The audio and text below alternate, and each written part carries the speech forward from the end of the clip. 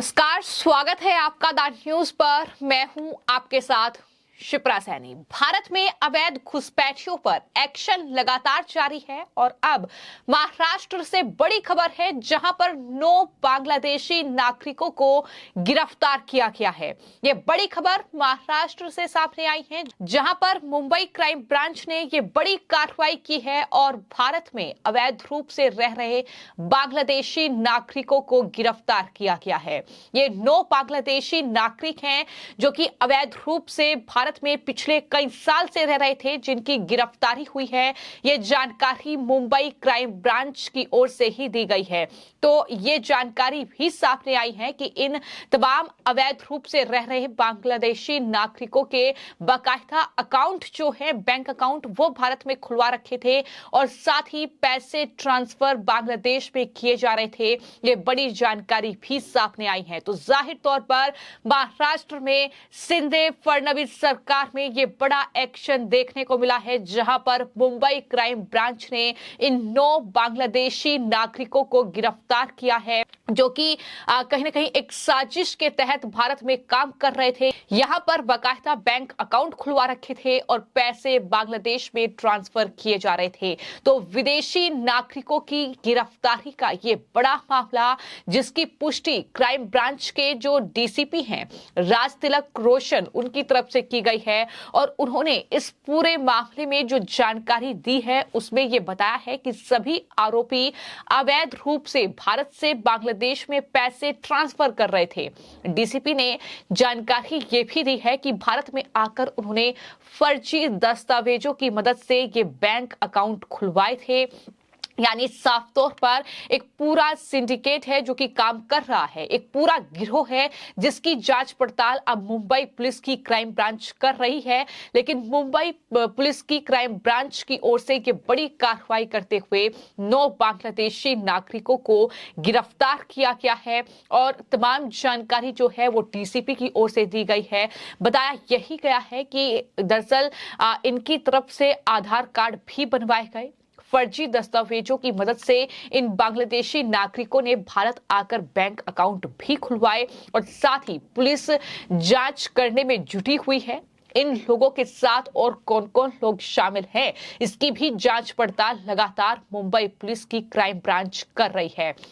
तो इन तमाम आरोपियों को 16 दिसंबर तक पुलिस हिरासत में भेज दिया गया है। गिरफ्तारी के बाद ये जानकारी भी क्राइम ब्रांच के डीसीपी राज तिलक रोशन की ओर से दी गई है। उन्होंने ये बताया है कि पुलिस जांच के दौरान ये पता चला कि 2 आरोपी कई सालों से मुंबई में रह रहे थे। अब पुलिस उन तमाम लोगों की तलाश में जुटी है जिनकी तरफ से आरोपियों को फर्जी दस्तावेज बनाकर बांग्लादेशी नागरिकों को दिए गए थे। इसके साथ ही मुंबई क्राइम ब्रांच ने इन आरोपियों को कोर्ट में पेश किया है, जिसके बाद कोर्ट ने 16 दिसंबर तक इन सभी आरोपियों को पुलिस हिरासत में रखने की सजा दी है। यानी 16 दिसंबर तक ये तमाम जो गिरफ्तारियां हुई हैं दरअसल पुलिस हिरासत में रहेगी। आपको ये भी बता दें कि मुंबई क्राइम ब्रांच की यूनिट 6 बीते हफ्ते ही मुंबई और नवी मुंबई इलाके में अवैध रूप से रह रहे 4 जो अप्रवासी हैं उन्हें गिरफ्तार कर चुकी है। इनकी पहचान मुंबई के वडाला में रहने वाले 37 साल के अकरम नूरनबी शेख, नवी मुंबई के कमोठे में रहने वाले 26 साल के अबू शाहिद, अबू हामिद अलमिया और साथ ही मोनाली खातून। इसके अलावा भी कई नाम सामने आ रहे हैं। नीला शजान के रूप में इनकी पहचान हुई है और इन आरोपियों से पूछताछ के दौरान ये जानकारी मिली थी कि वो शेख बांग्लादेश के चिटागांव राज्य के रहने वाले हैं और कुछ सालों से अवैध रूप से वो भारत में दाखिल हुए थे। तो ये बेहद चौंकाने वाला मामला है, जिसमें पूरी जानकारी जो मुंबई पुलिस के क्राइम ब्रांच के डीसीपी हैं उनकी ओर से दी गई है और उन्होंने ये बताया है कि अवैध रूप से इनके दस्तावेज तैयार कराए जा रहे हैं। हालांकि ये पहला मामला नहीं है।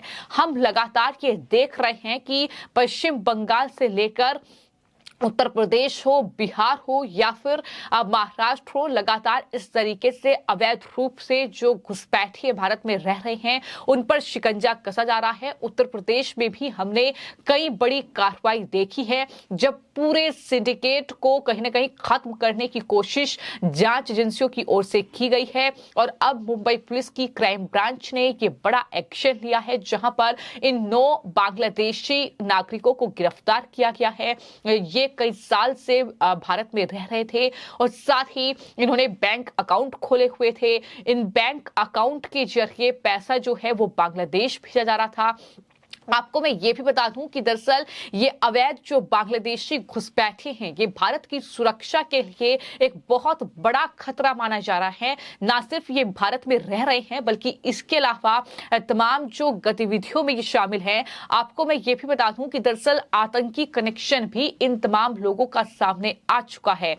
अलग अलग जो आतंकी संगठन हैं उनसे भी मिलीभगत जो है इन तमाम लोगों की सामने आई है और कहा यही जा रहा है कि एक साजिश के तहत, एक रणनीति के तहत इन्हें भारत में बसाया जा रहा है और वहां से इनका इस्तेमाल जो है वो आतंकी गतिविधियों में किया जा रहा है। भारत को अस्थिर करने के लिए इन तमाम अवैध घुसपैठियों का इस्तेमाल हो रहा है। इसके बदले उन्हें पैसा मिल रहा है और उस पैसे को इस तरीके से फर्जी दस्तावेज बनाकर भारत में अकाउंट्स खुलवाकर वो पैसा जो है वो बांग्लादेश भेजा जा रहा है। तो एक पूरा गिरोह है जो काम कर रहा है, ना सिर्फ बांग्लादेश में बल्कि इसके अलावा भारत में रहकर कई जैसे सिंडिकेट हैं वो काम कर रहे हैं, जो इनके फर्जी दस्तावेज बना रहे हैं, जो इन्हें तमाम तरीके से मदद कर रहे हैं, इनके रहने में मदद कर रहे हैं, इनके पालन पोषण में मदद की जा रही है। तो तमाम इस पूरे सिंडिकेट को खत्म करने की कोशिश लगातार हो रही है। उत्तर प्रदेश में अगर बात की जाए तो यूपी एटीएस ने कई बड़ी कार्रवाई की है, जहां पर देवबंद से लेकर लखनऊ तक छापेमारी के दौरान कई जो अवैध रूप से रोहिंग्या रह रहे हैं, अवैध रूप से ये बांग्लादेशी घुसपैठे रह रहे हैं, उन पर एक्शन हुआ है। इसके अलावा हमने देखा कि पश्चिम बंगाल में चूंकि ममता बनर्जी वोट बैंक के लिए इन्हें बसाने की पूरी तैयारी वहां पर कर रही है, लेकिन वहां पर भी जो बीएसएफ है, बॉर्डर सिक्योरिटी फोर्सेस हैं, वो लगातार तैनात हैं और इनकी घुसपैठ ना हो इसको लेकर वो पूरी तरीके से सतर्क हैं।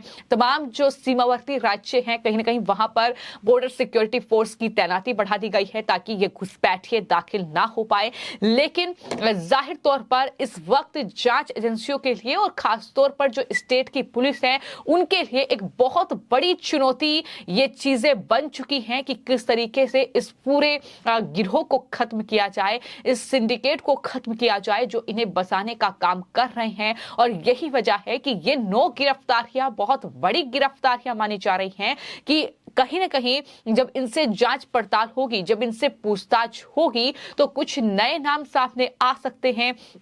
पता चल सकता है कि आखिर कौन वो लोग हैं जो इन्हें बसाने का काम कर रहे हैं। हालांकि मैं आपको ये भी जानकारी दे दूं कि इससे पहले दरअसल कई बड़े खुलासे हुए हैं कि किस तरीके से ये जो अवैध बांग्लादेशी घुसपैठे हैं इनका आतंकी कनेक्शन भी सामने आया है, अलकायदा से भी कनेक्शन सामने आया था। और सिर्फ इतना ही नहीं, लगातार अब लोग ये मांग कर रहे हैं कि दरअसल जिस तरीके से भारत में ये करोड़ों की संख्या में घुसपैठे रह रहे हैं, अलग अलग राज्यों में जो कहीं ना कहीं वोट बैंक के लिए भी कुछ दल हैं, कुछ राजनीतिक पार्टियां हैं जो इन्हें बसा रही हैं, इन्हें मदद कर रही हैं।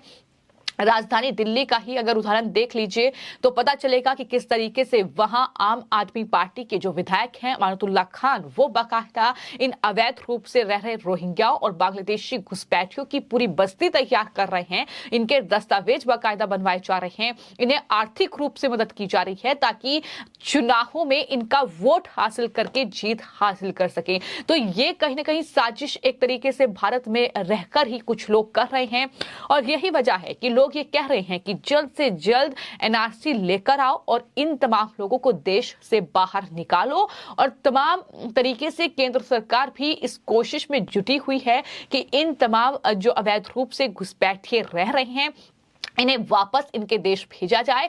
और जाहिर तौर पर हमने देखा कि असम जैसे राज्यों में हिमंता बिस्व शर्मा ने बड़ा एक्शन इन घुसपैठियों पर लिया है और वहां पर कार्रवाई देखने को मिली है। लेकिन अब जिस तरीके से ये 9 बड़ी गिरफ्तारियां हुई हैं महाराष्ट्र में, एकनाथ शिंदे, देवेंद्र फडणवीस और अजीत पवार मौजूदा वक्त में सत्ता पर शासन कर रहे हैं, तो ऐसे में कहीं ना कहीं उनकी सरकार की ये बड़ी कार्रवाई हम कह सकते हैं। जिस तरीके से ये 9 बांग्लादेशी नागरिक जो कि अवैध रूप से भारत में रह रहे थे, एक साजिश के तहत एक गिरोह की मदद से ये काम कर रहे थे। लेकिन आने वाले वक्त में कुछ बड़े खुलासे, कुछ बड़ा पर्दाफाश इस पूरे मामले में हो सकता है, जिस तरीके से ये बड़ी गिरफ्तारियां मानी जा रही हैं।